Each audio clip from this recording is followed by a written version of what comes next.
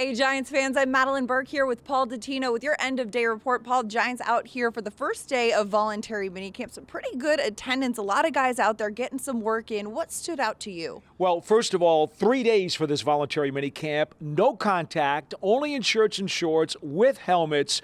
But after the warm-ups and some of the positional drills, I thought the 7-on-7s were really intriguing to me, Madeline, because we saw a lot of different formations that you haven't seen from Giants teams over the last few years. So it was really good to see Jones throw the ball well. A variety of routes, Madeline. He had soft touch on some of the longer throws, very, very accurate, and had a lot of zip on some of the shorter throws, even throwing across the field, which I think was a really good sign. Absolutely, and we've heard Daniel Jones say, you know what, he feels like he will be ready week one. It's good to see him kind of making those connections, too, with some of his familiar targets out there. We saw some of the big names really going at it, pushing the pedal to the metal. Saquon Barkley and Kenny Golladay made a couple of really nice plays, and we even saw a new name kind of get into the flow of the offense. Richie James, newly acquired. Remember, he came over via San Francisco, caught a nice long touchdown pass during 7-on-7s.